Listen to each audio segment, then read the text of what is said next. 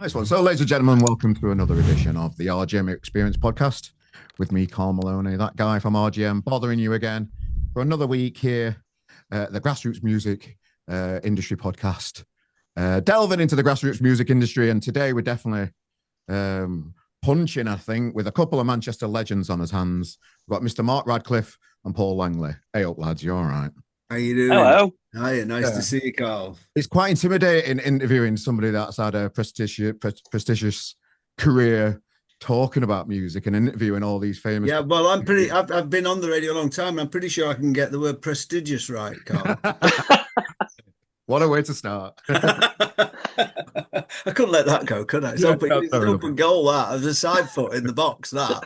Even Hoyland would have scored that one. Well, that's why I'm on YouTube, and not anywhere else. Well, yeah, thanks for joining us, lads. You know, the band. Thank you. I can remember watching you guys. I think it was 6 years ago, but I kind of lose track of time with years and things. And I can remember seeing you live at Tim Peake's Diner. Oh, yes. Kendall Corlin quite a few years ago when you did like a secret set, I think, there, lads. And you had caps on and stuff, and it was just really interesting to see. Just to see you perform in that like little tight knit, rammed room. In there, can you know anything about it yourself, guys? We do remember that. It was lovely. I mean, when you say we were in a small room that was rammed, that's a secret gig. It sort of implies that we'd normally be doing arenas. Oh, okay, fair enough. So let's go with that. Yeah, okay, fair enough. No, it was a good day, that, wasn't it, Paul? It was great. Do you remember when we had the monitor in front of the stage and the little kid sat down in a chair and looked at the monitor? Usually we have a screen, and we were told there was a screen and there wasn't. So we put it on one of Paul's laptops, one of his many laptops, and just turned it round and said to the others, right, take turns at watching this now. I think one of them got bored and looked at his phone after the gig. I could blame him. But yeah, no, we're big friends with Tim, and he's a lovely guy. And it was like a sort of alpine ski lodge or something. Well, it was like a wooden cabin type thing. Yeah, it was great. Tim Peake's Diner. That's right. It was great. Yeah, really. It's great to see like legends doing different things like that, and you know, like particularly with the Tim Peake stuff and the album stuff he did over COVID and stuff. Just to see someone like Tim Burgess give a lot back to the music community in past COVID and stuff like that. It's great to see that now. I got to say also that new We Are Love, that new Charlatan single is fantastic. Brilliant, isn't it? Absolutely brilliant. It's the best thing they've done for years. That is absolutely brilliant track. Yeah, it's a great track. Really, he had Nile Rodgers at Tim's Peaks a couple of years ago. Did he? Doing a secret set. Mm. Nile Rodgers, amazing. Anyway, amazing. Yeah, brilliant. So I saw Tim Burgess the other day. I went to see Oasis, and they were walking about. Okay. Have you guys been to see the old Gallagher brothers at all? Was it ever been on your radar to catch up with a reunion? Well, I mean, go on. How can I put it without sounding offensive? Do you know what? They are brilliant. They're a great live band. They got loads of energy. They're very moody, very sort of posture-ish. I love them to bits. You know, I know them pretty well. And you know what? Let the kids have their time and let the dads go and have a dad dance to them. Yeah. The wife went to see him. She said, "Best gig in my life." And I thought, you know what?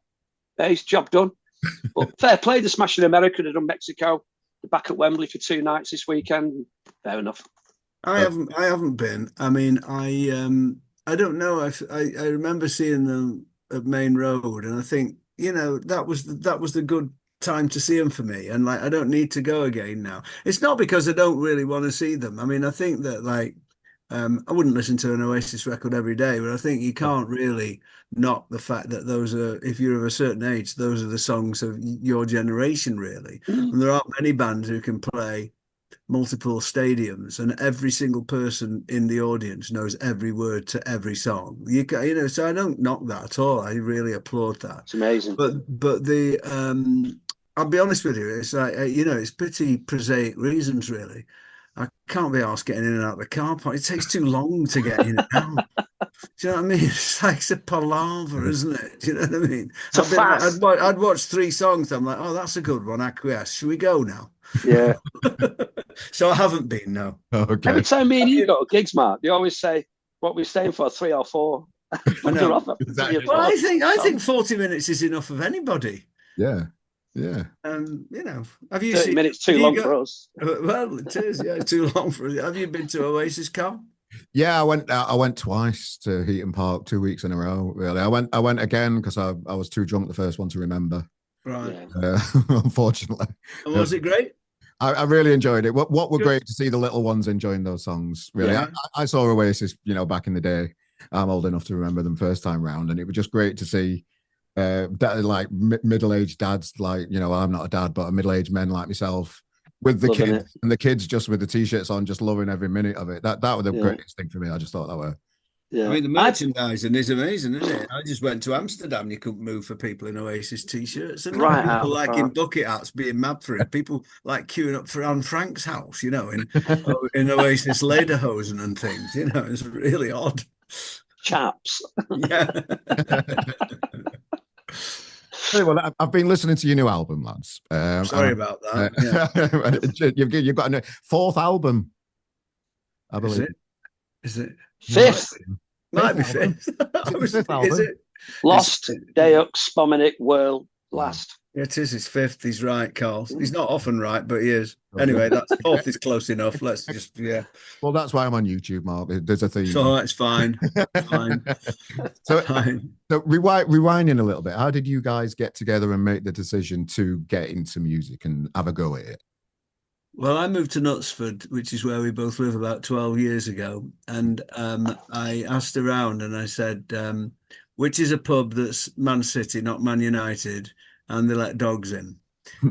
And they said the Builder's Arms. So I went to the Builder's Arms. I didn't know anybody. So I went in with my dog, Toto, and we watched the match. And you start to kind of, let on to a few people and talk to a few people. So gradually me and Paul kind of struck up a conversation.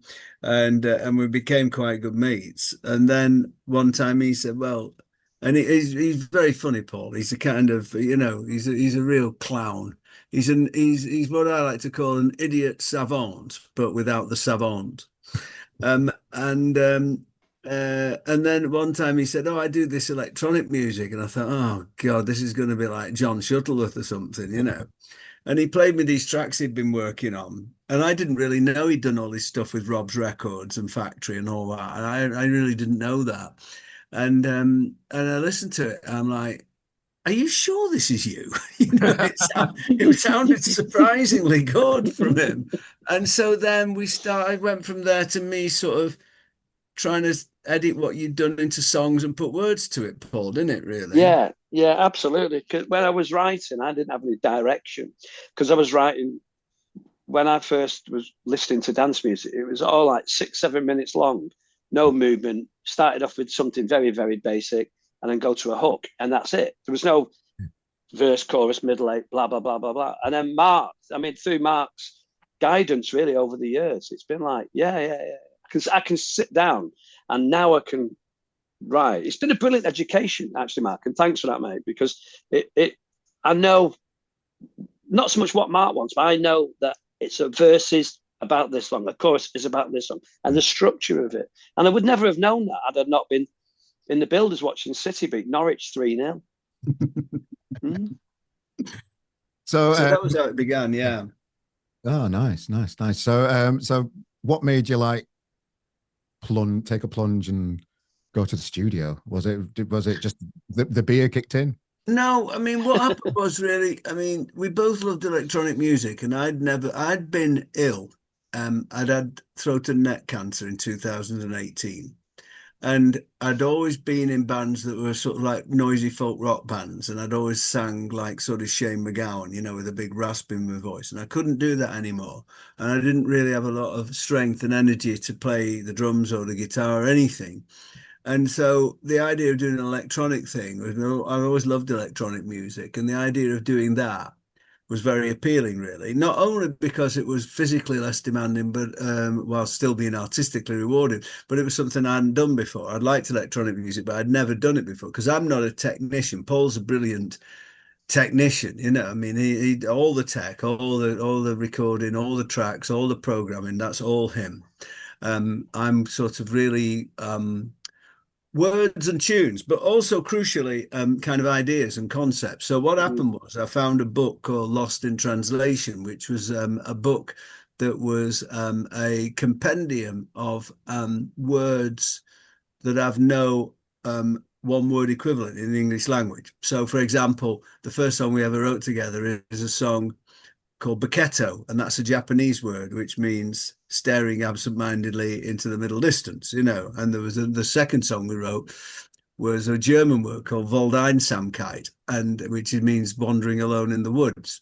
Another Japanese word, komorebi, the sunlight as it kind of comes through the leaves on the trees. So I said to Paul, this is really interesting. And I said, I picked about 10 of them and I sent him the pictures.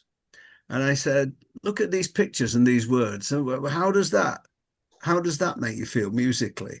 And so it started, the Oon thing is very kind of concept and idea driven, you know, so every album has a unifying concept. And so that was how it started, really. It started working from those words and pictures. Well, as a Sheffield lad, I'm of a certain age, historically famous for electronic music. Of course. Yeah. And then moving over to Manchester, you've got the New Orders and all that kind of stuff going on over here historically. What new kind of dancey electronic music do you see coming through today? Or don't you? Well, Fred again's he's quite big, isn't he? Old Fred again, them two, they're a Bicep. I really like what they're doing. And the Chemicals keep surprising me. The Chemical Brothers really surprised me. And then he's on Aphex Twin. He's a brilliant. I'm a big fan of Aphex Twin because he's just very, very avant-garde, very out there. But I don't know really. I mean, where I get most of my electronic music, bizarrely, is listening to Radmac at the weekend because they drop a few things in that I would never. It's just not on my radar. And the Electronic Sound magazine we like a lot. Yeah. That's a really great publication. I think the other thing that's quite interesting is is artists, people who someone like Paul and I are both big fans of, is Frankie Archer. And she's a folk singer. She sings traditional songs from the northeast of England, but she does them all over electronic loops that she generates live. And it's amazing. And so that folktronica scene, because it seems to me that folk music has always been sort of the music of the people. And it started off people just singing, and maybe then eventually you could afford a guitar. So it's like using whatever's in reach, whereas kind of big studios and technology was the only people who could afford that were really big, successful, rich bands. Whereas now, of course, technology, you can more or less record an album on your phone. Technology is kind of part of the new folk music because it's what everybody's got access to. So I think that's quite an interesting area, that whole folktronica thing. And just writing the lyrics, Mark, yourself as an author, how did you find writing music lyrics to writing just writing books? Well, I've always done it, since I was 14. I mean, I've written songs before I wrote books, really. I mean, and then with the electronic thing, I mean, we tend to I don't know. I mean, I usually tend to write the words when I have an acoustic duo with David Boardman and we write together. So I'll write the words and I'll send them to him and he'll put tunes to them. Whereas with Paul, I'll have the words and I might send them to him or I might have an idea for the song, but actually I'll usually wait for him to send the track back and then I'll try and fit the words that I've written to it. So Paul you don't really work from the words ever, do you? You have a title and an idea and maybe a picture. So a mood, an idea, a concept, and then I'll try and edit the words to fit into it. And the beauty of electronic music is that if I say to Paul, "Oh, that's great, but I need that part to be 16 bars longer," then he just goes a couple of edits and he's done it, and so that's great, really. But what I find is the way we work, the thing that's really been great for us is that Paul sends me the things which are kind of chord changes and patterns. They're almost songs without words. But I find the lead melodies over them. And he always says to me, well, I don't know how you've done that. I don't know. And I Mm, said, well, I don't know how you've done what you've done, because somehow when he sends me those chords and that music, if I'd written that chords and that music, I wouldn't think of the tunes that I do. But it's because he sends me that. And I almost like think the tune's there, but it's not been pulled out yet. And it just, what he's played inspires these tunes that I just hear in my head. It happens, it's a bit bizarre. It happens really really quick. bizarre. So he'll send me something and I'll usually send it back to him about 10 minutes later saying, oh, what about this? Because it just comes fast. And if it doesn't come fast, it tends not to come. so, Yeah. so, it's sometimes things are simple. And I think you learn to trust that. Yeah. Well, I was speaking on a previous podcast recently to a producer in Manchester called Dave Pemberton. Mm-hmm. Do you know him, Paul, at all? I know of him. I don't know Yeah. him personally. Yeah, we were just talking. I hadn't had a producer on the show for a while, so it was just really interesting to catch up with him and just talking about how much is into the new technology that's coming out. Particularly, he was really positive about AI, and you don't see a lot of positive things about it at the minute. And he was just saying how useful it can be for certain things. How do you find the latest technology? I think with AI, I mean, I don't need artificial intelligence. I've just got intelligence in my co-writer there. Yeah. So I don't need to rely on any melodies like AI come up with a melody, because Mark will just, again, I just don't get it. I don't. I genuinely don't know where he gets the melody lines from. I think AI will be. It's still in its infancy, isn't it? I mean, it's a very good. It can be, and it will be an incredible tool, but I still feel it's cold. It's not. There's no sort of warmth or human touch. For instance, I'll just go back to the song Mark and I wrote, which was Pod Garrett Revo, we called it, and Mark come up with this melody, and it's a proper earworm. AI won't be able to do that. All right, it will do, but it won't be as good as that,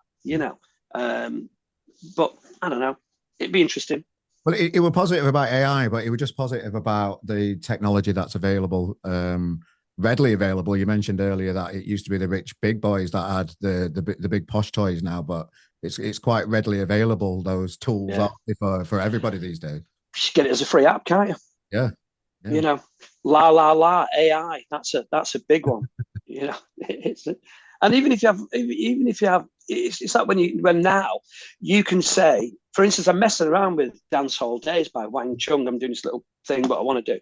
And instead of asking them for a vocal, I can go to Stem Splitter and split it all up. I can have drums, bass, keys, vocals, backing vocals, everything all done for me, all split down. I don't need the master track. I've got it there, and that's down to AI. It's just incredible. So, I wanted to ask you, Mark, just from watching you on the telly all these years and hearing you on the radio, how do you find it when you're on the other side, being in the band, when people talk about you, when it's the other way around? How do you find that relationship? Fine, I mean, it's like I sometimes think people have you in a box. People put you in boxes, so you think that, like, if you're on the radio and everything, it's you can't possibly do anything else. I mean, it's bizarre to me, this, the idea that you've done all these programs over all these years where clearly the driving force is that you love music and you want to hear new things. Why would the idea that you want to do your own music and create new things, why would that be so strange, really? I think the only other thing is that the only thing is that, of course, by the very nature of what I do means that I choose what I want to play quite a lot of the time. So I'm kind of picking things that I like. So, and I think I'm picking the best things. Now, other people might disagree. So I'm really conscious of the fact that if someone hears something by me and they say, blimey, well, who's he to comment on our band because his stuff's rubbish, Right.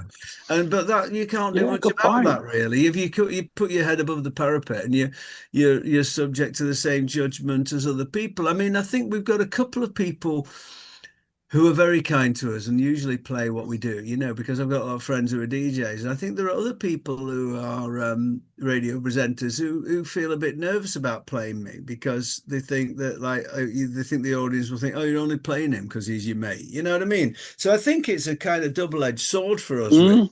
It does get us to certain places, but, I think that people are a bit suspicious of it as well, Yeah, Yeah, and is it a luxury to be able to play your own music as a radio presenter these days?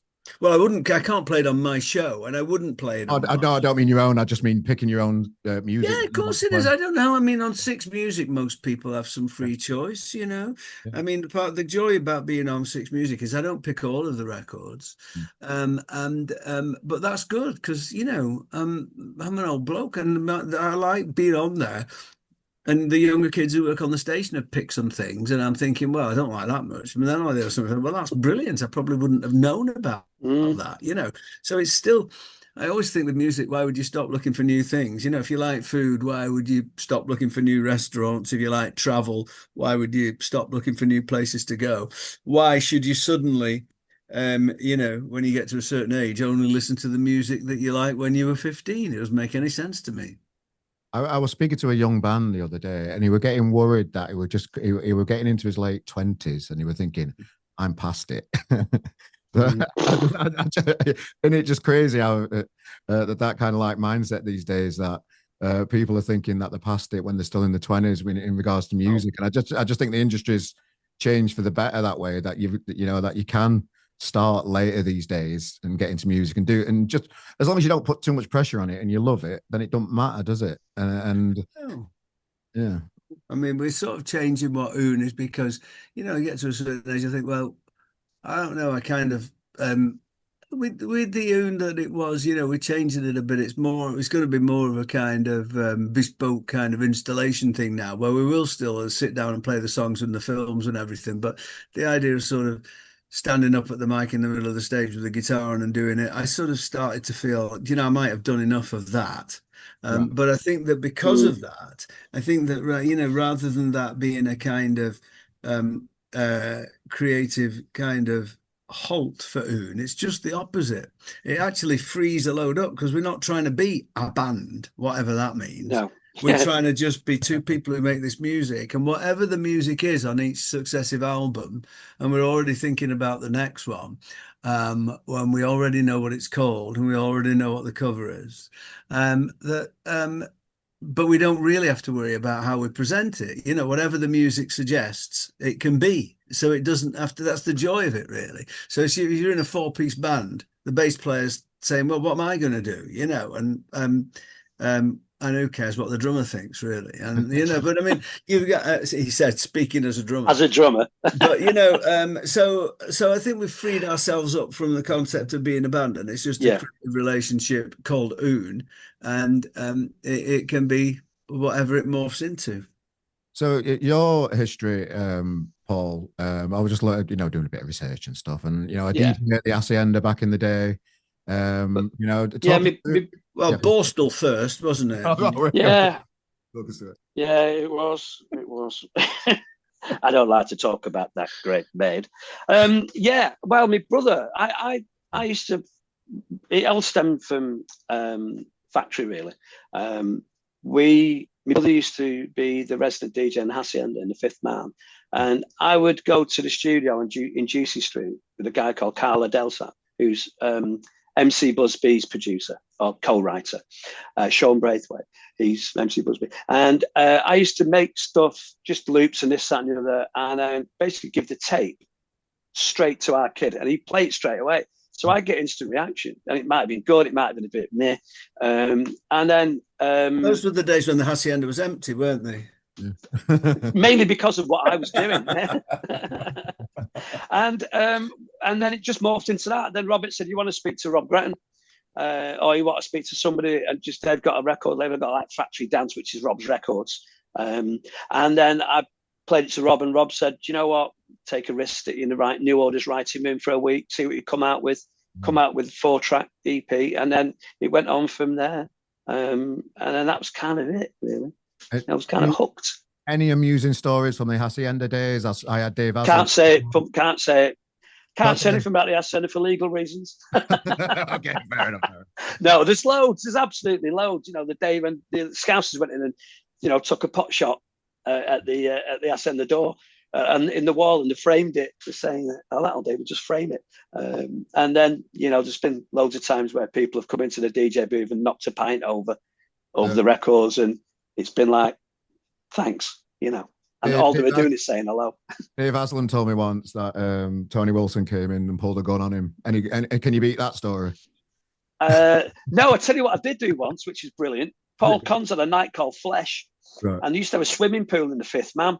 And I was absolutely high off my face on Coca-Cola because I never used to drink. I never used to drink. I was always driving. And my brother said to me, he said, for a bet, and I'll buy you a pint, which is really rare for our kids to buy anybody a pint. He'd say, do you want to go for a swim? I'll go if you go. So I went, right, I dived in. There's loads of people in there. I dived in fully clothed, and he went, can't be asked. I was just in there like going, what? And then, yeah. But no, I can't beat Dave Aslan's getting up and pull that. Fair enough. There you go. And you know that name, Rob Gretton, what an iconic legend. Name. Give us a little bit of insight with your relationship with Rob and what it was like with you. Rob was really. We used to call him Uncle Rob, and he was a listener, but he just knew how to make things work. He just knew it. He would spot something in you that you wouldn't even know was in there, and he'd just go, yeah, all right, you know, have a look at this, see what you can do. Big Man City fan. We used to go to the match with him, and he was just a top guy. He just believed in you when you didn't have any belief in yourself. He went, "Don't be a dick. Come on, have a go at it. See what you can do." And he would push you on, but he wouldn't. He's not like a dad. He's like an uncle. You can do it, mate. Go on, knock yourself out. Have a go at it. And that's what he was like. He was like that with everybody. You know. So, yeah, I miss him dearly. So how do you, Mark, reflect on a career on the telly and the radio? How do you look back at your career yourself, looking back through the years? Well, I mean, with extraordinary gratitude, really. I mean, you know, it started out as a hobby. I was a BBC radio producer, and I started doing Hit the North one show a week on the old Radio 5, and I thought it would be a nice hobby. You know, I'd done my show on Piccadilly Radio back in the day called Transmission, just to play all the indie music, and in Manchester, all the factory stuff. You know, I'm older than Paul, so went right to the sort of dawn of factory, really, and New Hormones and Buzzcocks and all those things. And I never really thought it would be a career. I'd always wanted to be in a band. I never thought about being on the radio as a career. And then when I went to work at Piccadilly Radio as a young producer, I just kind of thought it was great because I was working with music. And I thought, well, this is perfect. And, you know, so to actually have been on the national airways for this long, basically doing programs that I like and having a laugh and having a chat and, you know, meeting amazing people. You know, it's all been extra, with the exception of the Radio and Breakfast Show, which was a sort of big blip. I mean, it's all been amazing. And so the idea that I'm now 67 and I'm still on, it's extraordinary. I'm 4 years off being 50 years in radio. I started at Piccadilly Radio in September 1979. So I feel extraordinarily grateful, but I'm also at that stage of life where I figure that you know, for a very long time it was always been fashionable to be sort of self-deprecating and say, oh well, yeah, I'm rubbish, really, you know. But I know I know I can't be, because if I've been rubbish, they'd have got rid of me way before now. So I must be doing something that people like. I think that was quite interesting in COVID, really, because me and Stuart were doing the Six Music Show. We did that live all the way through COVID. And people sort of really, I think, appreciated that contact with voices that they knew that was live, and they knew it was happening. It was engagement. It was a social interaction.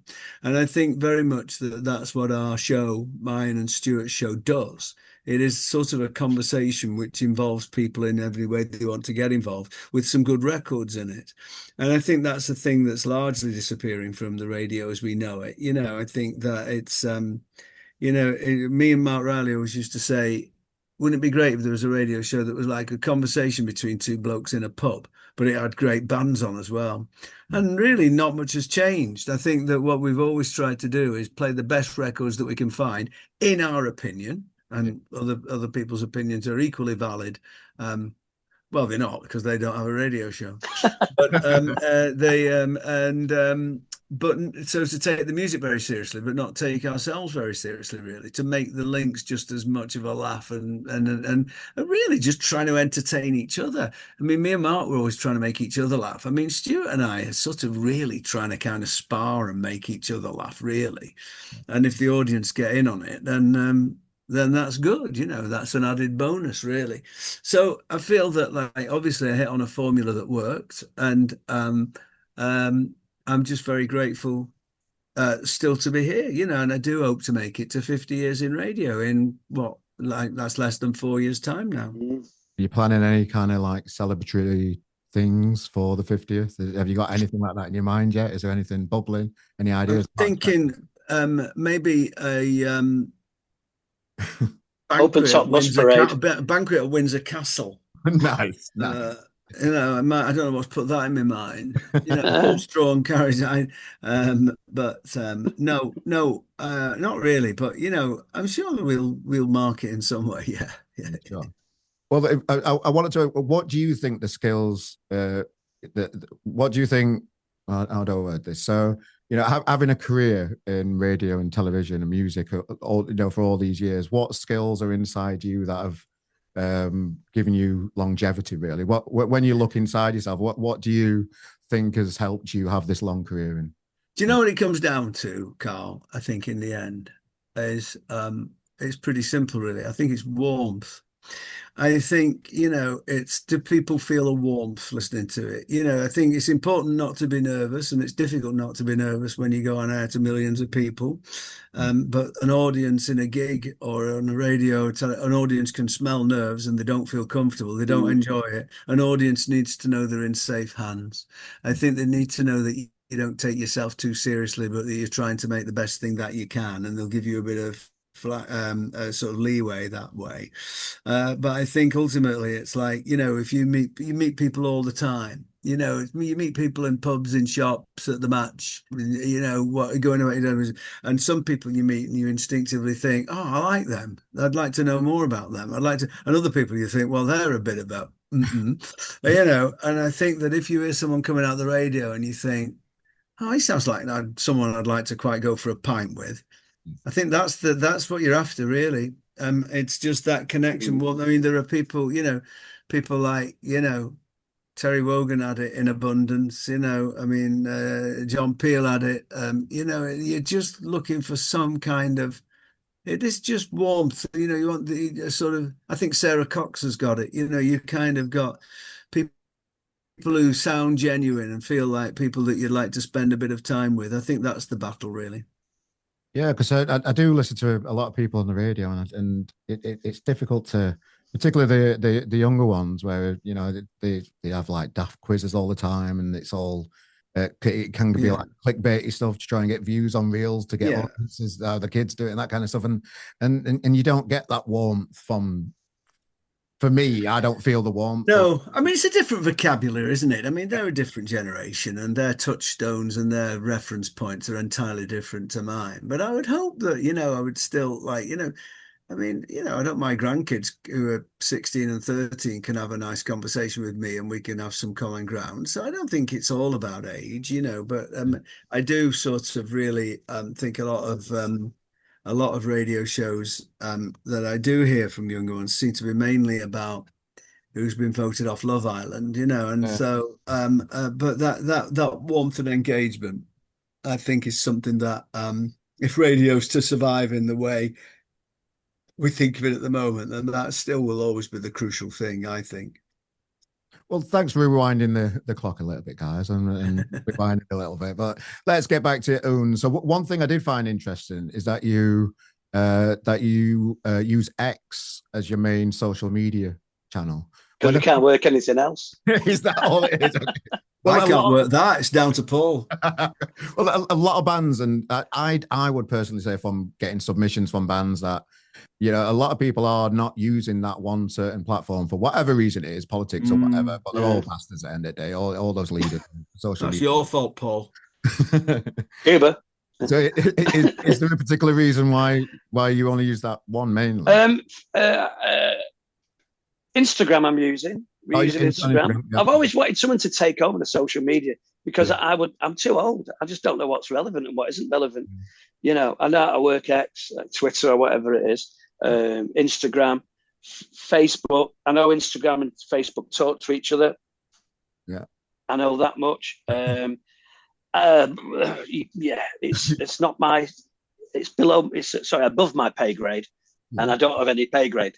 and this is our head of social media you're talking to. Hi. We're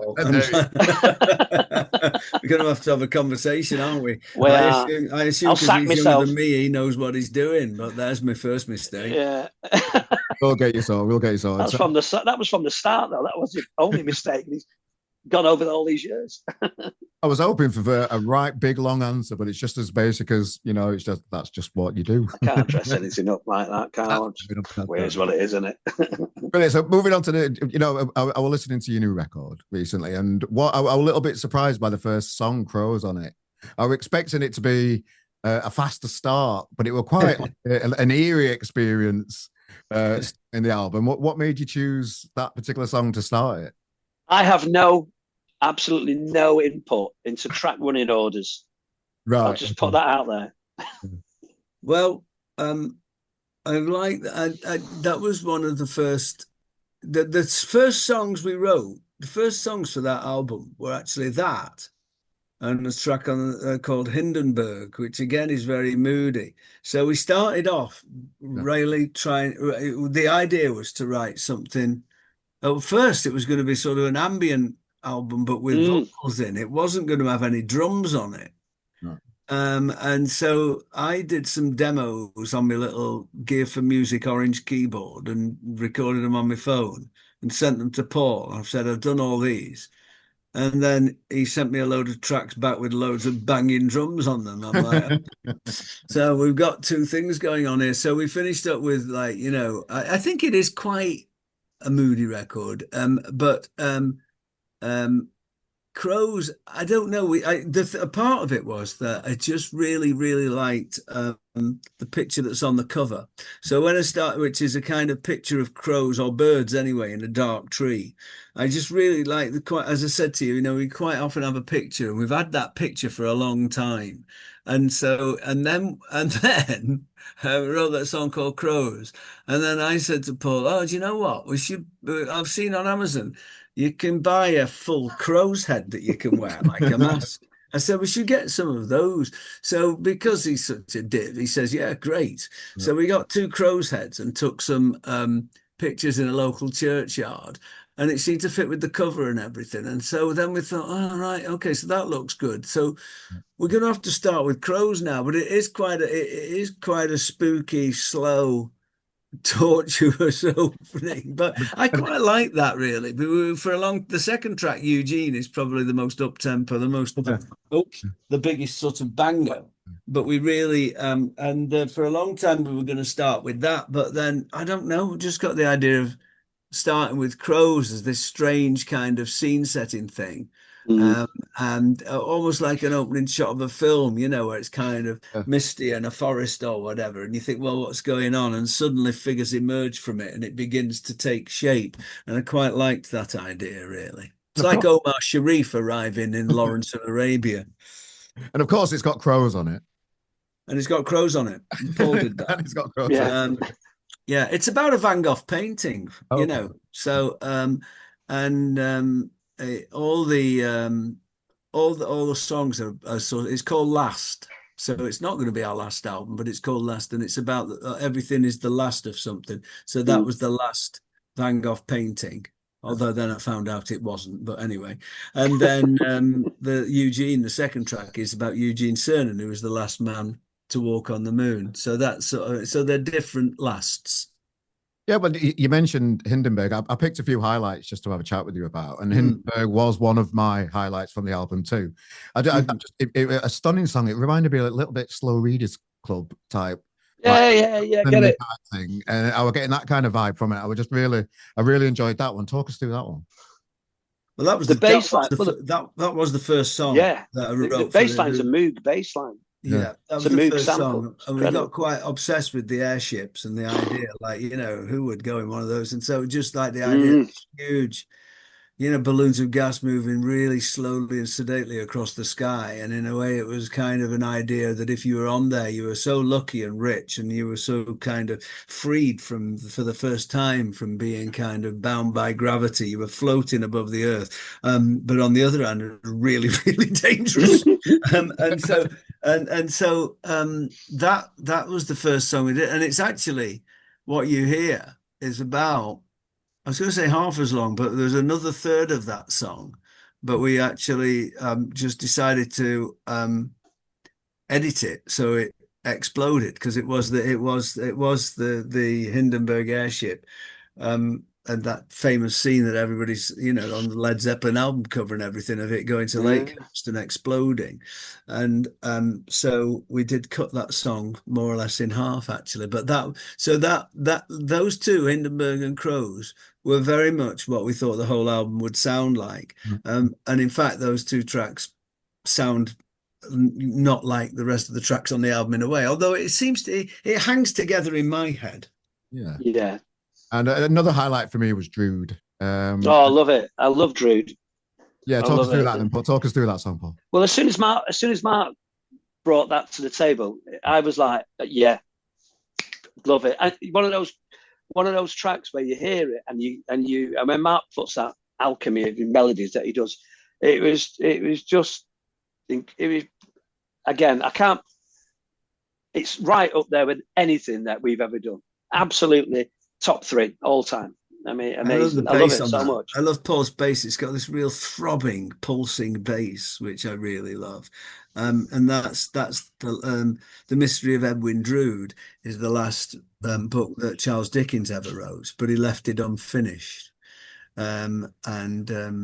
It's so no one quite knew what he meant to how it meant to work out, and I quite like that. And I like the fact it was the last track on the album as well, and it just sort of fades away. It fades away with the single guitar part on the album. On the fade out, that's the only time I picked up my guitar. And so it was about that, about Charles Dickens, The Mystery of Edwin Drood. Yeah. And the album cover, is it influenced by influenced in any way at all? Again, I have no input with this one. That's not my department. David Boardman, who's our designer, he did it, and he said, "Oh, I based this on Closer," and that was his idea. It hadn't occurred to me. I had that photograph that was a cover, which is the kind of which is a Cornish artist. And of these birds in the tree, and I always thought it fitted with what we were doing. But then I said to Dave, I feel like it should be a photograph in the middle of the sleeve. I was thinking of the Talk records, actually, where you get kind of just a white frame around it, I rather than being on the full thing. And then Dave did the typeface, and then he did the track listing, and we just did it it's very stark. It's just white with black.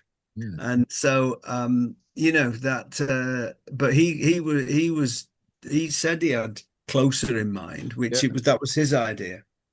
Oh, nice. Well, within the description of this podcast, ladies and gentlemen, there's a link that's going to take you straight to the album. There's a link to the other previous albums as well, of course. Delve in, get yourself all ooned up.